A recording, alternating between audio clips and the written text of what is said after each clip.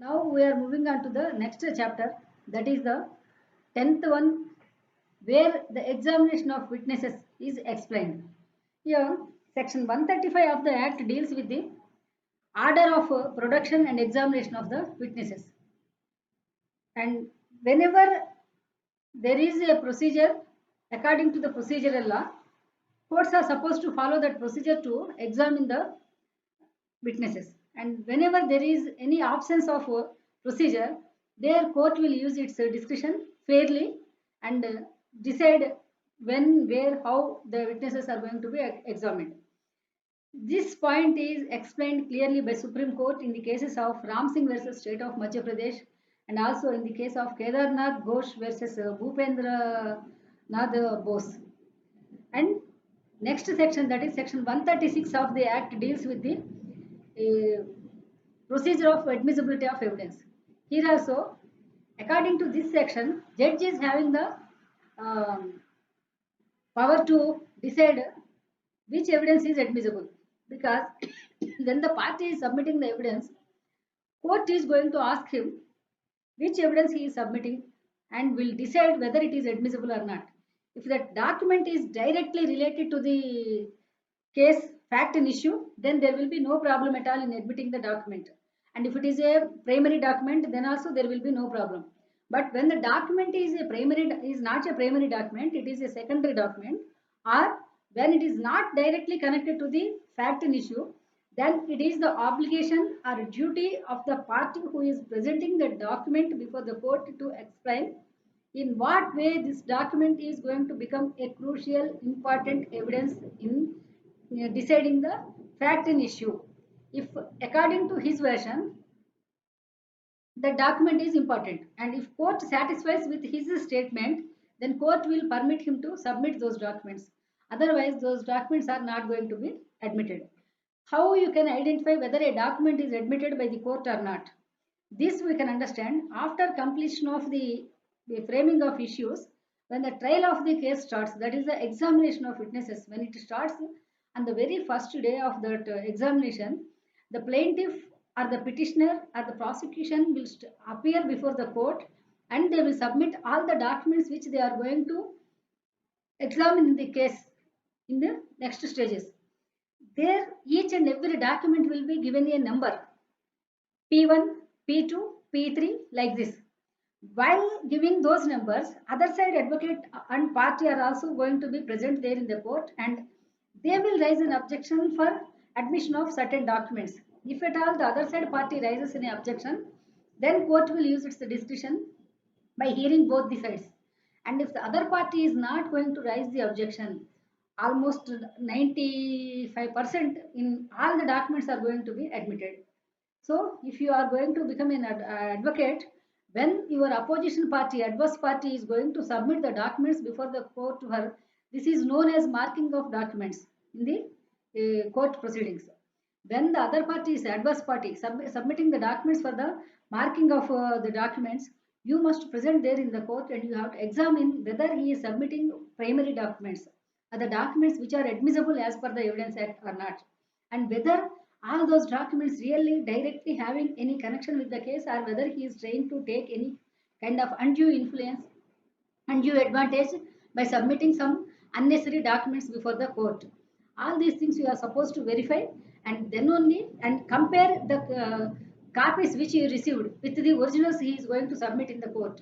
And if you fully satisfied, then you permit the other party to submit the documents. Otherwise, clearly raise your voice and raise objection, and same thing you have to put before the court, and then court is going to use its discretion relating to the admissibility of the documents. Like that only witnesses also, when you are calling with the witnesses, you can call any number of witnesses to the court, but if all the witnesses are repeating the same point, and if all are the indirectly or directly, whether direct witnesses or indirect witnesses, these things are going to be taken into consideration by the court, and will decide whether there is any need to examine them or not. 99% here also, court is not going to interfere in your discretion to bring a number of witnesses to the court, unless there is any gross violation of uh, justice to the other party. then court may reject those things. And like that only, when you are submitting certain witnesses, persons as evidence directly, and if you feel it, particularly this so happens in the criminal cases, when you feel that there is no need of submitting the name or other details of the witness for the because of the safety or danger to the life of the person, their court may accept your terms, and they may maintain secrecy in their publishing their names and other details of the parties. Here, sometimes you may get a doubt. Suppose if you allowed the other party to mark a document and it is admitted as a evidence, later on in the next stages, when you comes to know that this document is something going to have adverse effect on your case, so you want to withdraw the case, there, no, it is not possible. This is, you need not wait till the stage of judgment. At the time of marking the document, at the time of admitting the document itself, you are supposed to raise the objection. Once if it is admitted, it is not going to be, court is not going to permit you to raise any objections in the later stages. Therefore, you must be careful at the time of admitting any kind of documents before the court.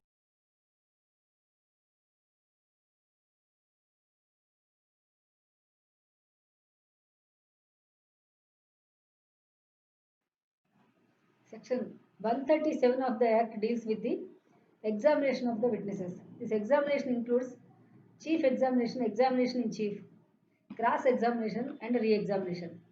Examination in chief nowadays is replaced by the chief affidavits of the witnesses to be filed before the court as per the CPC provisions. Therefore, when you are submitting a chief examination, it will be by your own advocate. Your advocate is going to present your own case before the court, that is chief examination. But at the same time, when he is submitting some written questions to the party, he is not going to be permitted to ask oral questions. Simultaneously, you cannot ask oral and written questions at a time. But you can submit either written questions or oral questions, or nowadays it is replaced as chief affidavits. Chief affidavits also can be submitted as held in the case of Anita Pandit. And next thing is the cross examination of a witness. And the most important crucial aspect in any trial of a case is cross examination. During the time of cross examination, actually this cross examinations depends on the honesty of the person who is coming into the witness box. Entire facts are going to be decided by this cross examination only. Therefore, the person who is coming as a witness in the witness box must be honest, and he must be intelligent. He must having the memory power, good memory power, unlike me, and also he must be able to answer to the questions properly with clarity. Then only a cross examination's aim is going to be fulfilled. Then what is the aim of the cross examination? You may get another doubt. Only three objects are there for any cross examination. Those three are: first one. What is the first one? When you are starting the questions, a witness is standing before you, and you are going to get an answer in your favor from that person. So that is the first one. An adverse party is going to give, you have to elicit an answer from that adverse party in your favor. That is the first thing you are supposed to do. So you won the case. You proved your case through the adverse party. Second thing, now his case. What about his case? Through his written statement, he filed his case also. So you want to prove that that evidence is wrong, and you will weaken or destroy the evidence of that party directly in the cross examination. And the third one, you will prove that the person who is standing in the witness box is having that attitude which is of no credit worthiness. Hence, his evidence is having no evidence value. These are the three things we are going to do at the time of cross examination. Therefore, you must be careful. And at the same time, when it is having that much of importance, automatically there will be a danger for the life of the witness who is presenting in the court to depose before the court. Therefore, whenever party apprehends that there is a danger to his life, court will maintain secrecy relating to the names, address, and other details of the witnesses if the party submits a letter to the court. In Kartar Singh versus State of Punjab case, court upheld this apprehension of the people and permitted them to maintain secrecy relating to the names of the witnesses and their identity, details, everything, to for the safeguard of the witness. Okay. Now we comes to the next person, means a person who comes to the chief examination at the time of filing the case. What they will do? Okay sir, you can go and present the case, I don't have any objection, we are ready for coming to court, like this so many people will say, and all these persons will promise you that they are going to present in the court at the time of trial. Believing them, you prepared a chief affidavit and you filed it before the court, and you gave the name of the witness to the court. Now when the court is calling him to present before the court, he is not coming. Under those circumstances, court is not going to believe his version. A doubt is creating about his creditworthiness by himself. He himself is creating this doubt in the minds of the court by the person who is not attending the court. Hence, you are not supposed to deny when you are don't select a person who is having wavering mind as a witness. Whenever he is not coming to court, he is indirectly weakening your case. It may be because he is having some other problems, or maybe because of some other thing. You must select a person who will stand with you till the end of the case. Otherwise, his absence is going to be treated as an adverse factor for your case. Court expressed these doubts about a witness genuinity in the case of Gurbaksh Singh versus Gurdayal Singh case, where the witness rejected to present before the court even after calling him to the court. As per the Act, examination in chief and cross examination must be related to the case. But when it comes to the cross examination, it need not be confined to the facts and issue of the case. When chief examination must be confined to the facts and issue, why cross examination need not be? A doubt may come in your mind. The simple reason behind this is, as we discussed earlier, cross examination is having three important objects. Okati, to prove that you are correct. Second, to prove that the other person is wrong in submitting the evidence. Third one, the person himself is not having the credit worthiness. When you are having this aim to prove these three things at the time of cross examination, whenever you feel that it is necessary to ask some questions other than the things that are explained in the chief examination, you are permitted to ask those questions. And if those questions are really against the interest of the parties, against the interest of justice, then the other party can appeal before the court, and court will decide whether that question to be asked or not. Normally it need not be confined to the facts that are explained in the chief examination, and they can go to any extent, but there are certain limits. When it reaches the obscenity, then court can raise an objection, and you can raise an objection before the court, and court may uphold your objection relating to ask putting those questions before the party. As held in Jewar Singh versus the state of Madhya Pradesh. In some cases, what will happen? Witnesses comes to the witness box, and the chief examination will be completed. Later, due to some reason or the other party fails to come for the cross examination. And when there is no cross examination, it is necessary to accept each and every word stated by the parties in the chief examination? The court held that there is no necessary. Absolutely, it is not necessary. When the statements themselves appears to be false statements, prima facie, there is no evidence in support of those statements, and there is no creditworthiness to that particular statements, then court can reject even though there is no cross examination relating to the statements made by a witness before the court. Some other cases, what we do, first we are careless at the time of cross examination in the petitioner and his witnesses. After completion of that particular one, we thought that we are having a strong case with us, and the defendant started his evidence. And while submitting his evidence, at the time of examination and cross examination, defendant or his witnesses failed to establish their facts properly, and here defendant came to know that his case is not so strong, and his defense is not at all going to withstand to the questions asked by the other party, and he lost the case. Then in some way or the other he want to reopen the case and put the questions to the uh, plaintiff witnesses. Once again he want to recall them. In these conditions, court held that there is absolutely no permission is granted by the court to cross examine the other side witness, because without any proper reason court is not going to reopen the case. There is a proper reason, then definitely case will be reopened, and again examination will be conducted to them. But here because he failed to do it at the time of his examination, when he got an opportunity to cross them, he failed to do so. and now he wants to use it because he is at the losing end. Under those circumstances, court is not going to give the permission. Now you may get another doubt, that is, if at all you got an opportunity to examine so and so person who is a old person and who is sick, bedridden, who is not willing to come out of the place, then if that person is examined, you are going to win the case, but you are not in a position to bring them out because if you go to their house, nowadays corona is there. Even my junior is also not coming to office. When I ask, he says corona, he is sitting at home because it is good for your health. So when the situation is like this, old people, how they will come out of the house for your interest, when that too when they are bedridden, when they are unable to walk properly, so definitely they are not going to come to court for your sake.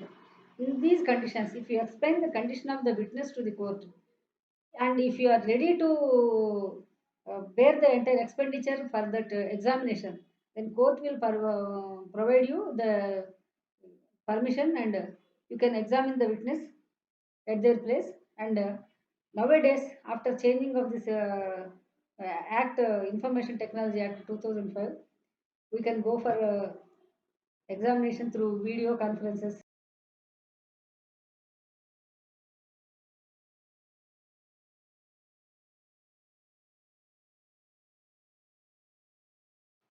Now you are understood what is the importance or the significance of cross examination in deciding the facts in any given case. Therefore, one particular party is not at all having the right to cross examine any witness. You may get a doubt, who is he? According to CPC, at the time of filing the case, we will add some parties as pro forma parties. Actually, in no way their interest is going to be affected with the decision in the case. Therefore, we call them, but they are required necessary parties for the filing of the petition. Therefore, we add their names. And according to us, their interest is not going to be affected. So, they are called as pro forma parties. And if these pro forma parties fails to submit any written statement of their own version, later on, if they want to examine or cross examine either plaintiff witnesses or defendant witnesses, they are not going to be allowed. This is what the Honorable Court held in the case of the state of West Bengal versus Ramadevi. And now you got some case laws and information relating to the cross examination. Okay. Now, what is meant by re-examination? You may get doubt. When we understood that examination in chief is limited to or confined to certain facts which already mentioned in the plaint or written statement, and cross-examination is going beyond the limits, then some facts which are asked by the other side advocate in the cross-examination, as it is in the form of a examination, a question and answer form, there is a possibility that the witness might have failed to bring certain facts to the notice of the court which were raised at the time of cross examination and which are not there in the examination in chief. Under those circumstances, court will permit the witness to go for re-examination. And in the re-examination, party is not supposed to go beyond the facts that are mentioned in the cross-examination.